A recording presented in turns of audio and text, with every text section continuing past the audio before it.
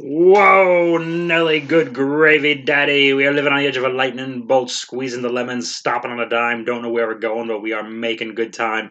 It is the only time we will ever do the October 26th, 2020 WWE Raw edition of the hardest part of the ring. My name is Bob. We are doing stuff. We are saying things. We are doing stuff related to the things we're saying. We are saying stuff in correlation with the things that we are doing, daddy. Doing the stuff. Hey, let's talk about Raw. Again, actually, first, some business. I am sorry this is a little bit later than it should be. I guess a little bit of trouble. I came home and my wife left me a Dear John letter. It said, Dear John, don't tell Bob we're fucking.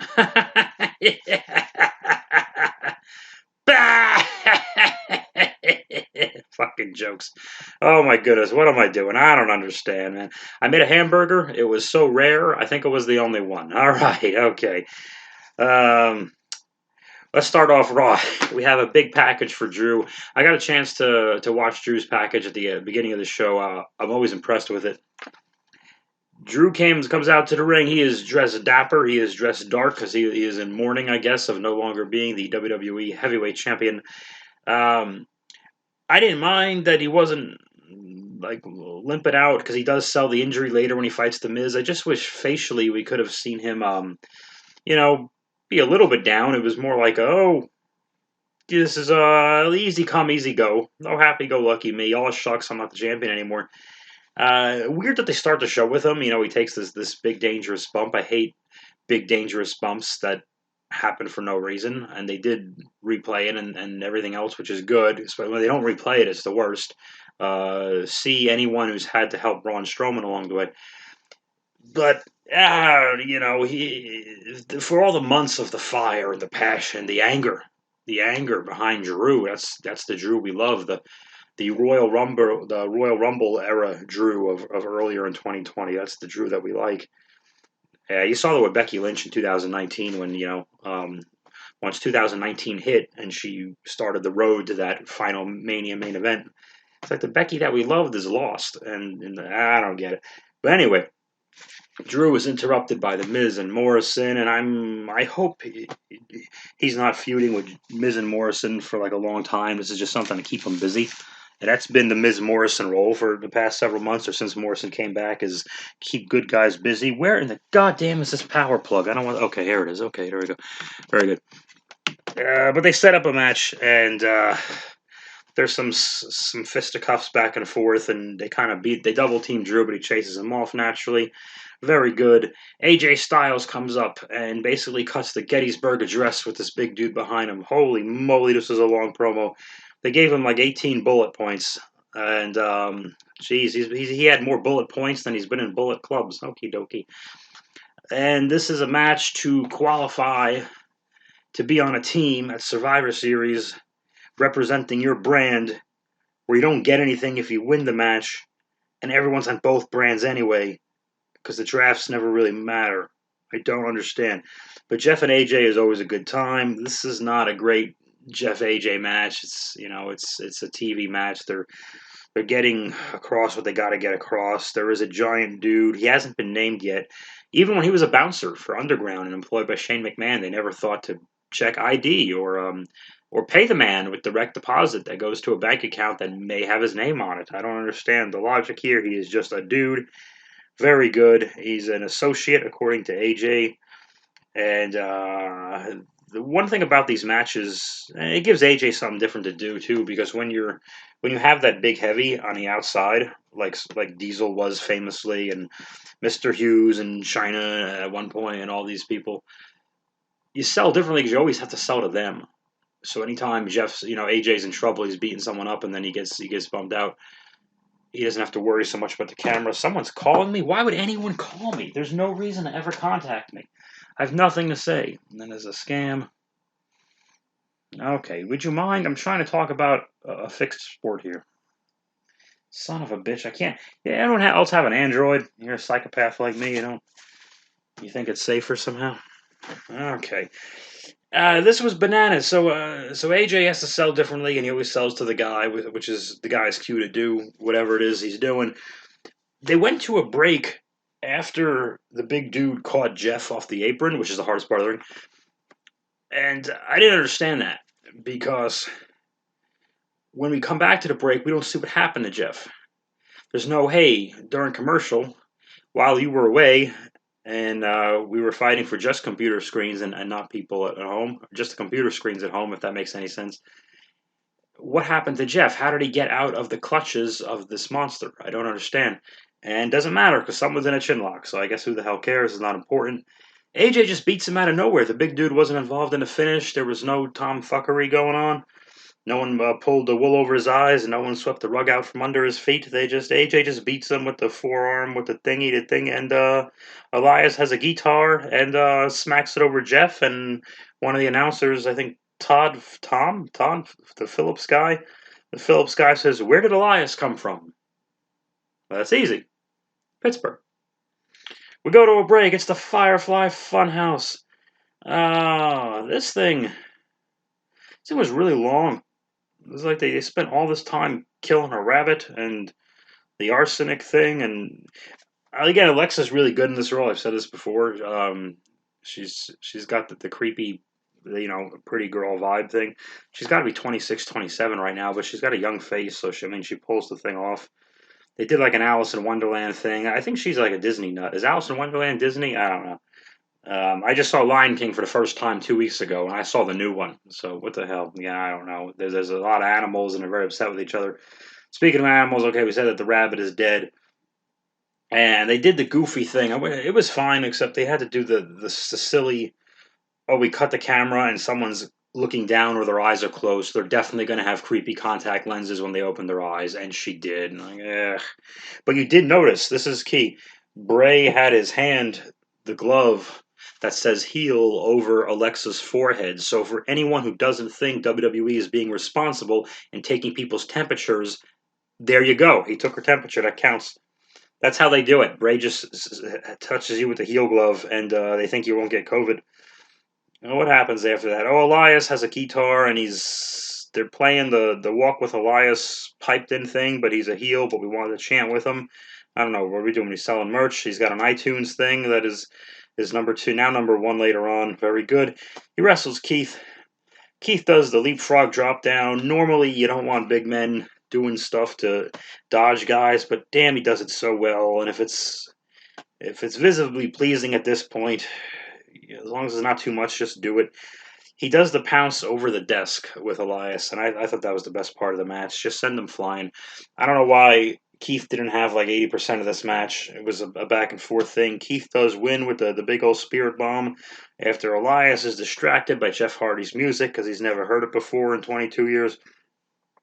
So Keith has to go 50-50 with Elias and needs a distraction to beat Elias at Keith's size.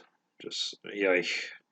Randy Orton is talking to Charlie Caruso. He is taller than she is. I don't remember anything, so I made that up. Drew McIntyre is handsome. He was talking to somebody too. And then Drew tosses. Oh yeah, he enters. A dog is barking in the background. Drew fights The Miz, and he tosses the briefcase, which I'm sure that everyone probably popped for in the back if they were allowed to come because there's a crippling disease. Because that briefcase, I've heard, can be a rib on people where they just got an accidental rib, not a rib, where they just have to carry the thing around in airports and, luggage and have people stare, and it makes them get noticed and makes travel harder and everything else. So I'm sure everyone loved watching him toss that thing. Claymore 1, 2, 3.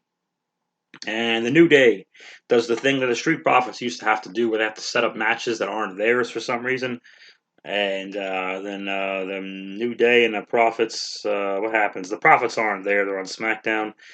So there's a bunch of matches that are set up. They're going to do, I don't know what they're going to do. The Hurt Business show up to say some things to the New Day. The New Day don't like.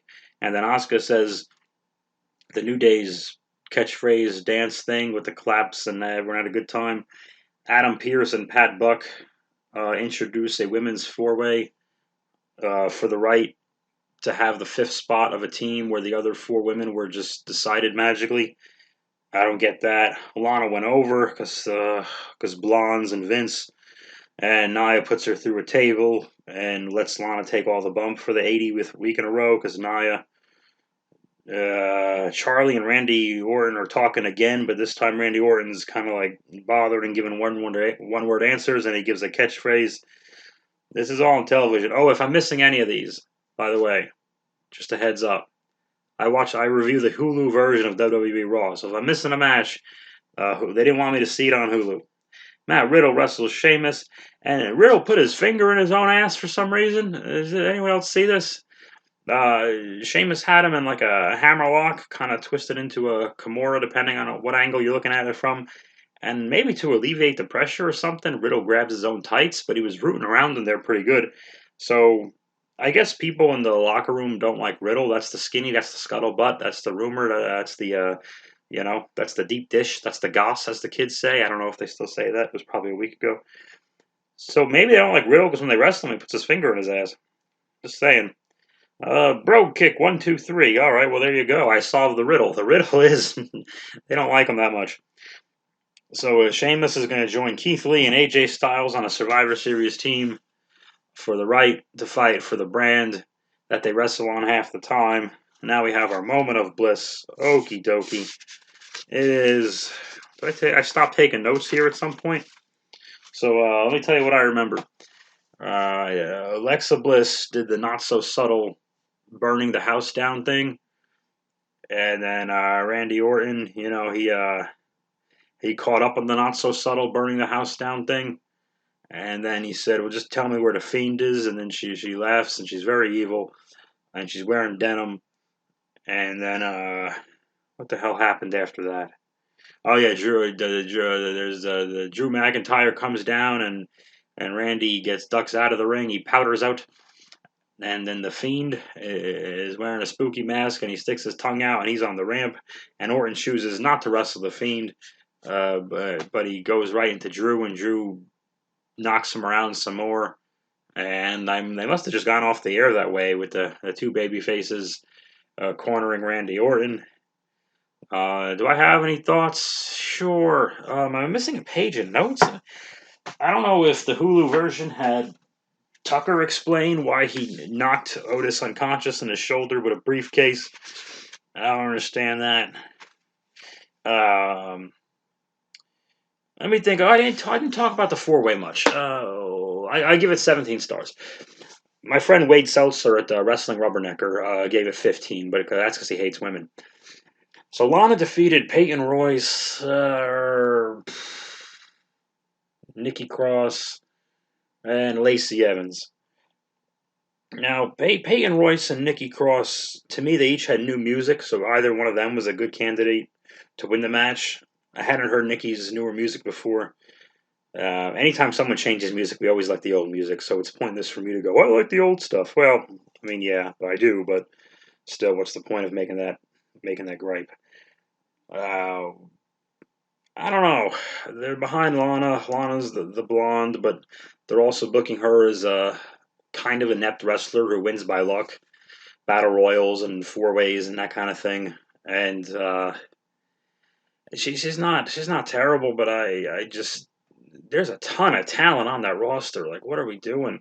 I don't know why Shayna and Asuka isn't the match we've been focused on for some period of time. I don't know. I don't get it. Shayna had that great night at the Elimination Chamber. I don't get why Shayna lost to Becky at Mania. I thought there was a sure lock. And we were going to. I mean, hindsight is tricky because nobody knew Becky was going to have a baby and get impregnated, and then have babies, which is what people do after they get impregnated. I think. I don't know. I'm not a parent. But with that said, Shayna's right there. She's believable. Yeah, I don't get it.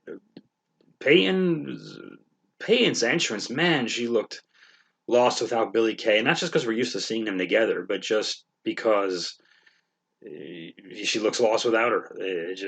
There's something missing there, and we all like Peyton, and I like Billy Kay too, but Billy Kay doesn't get enough love.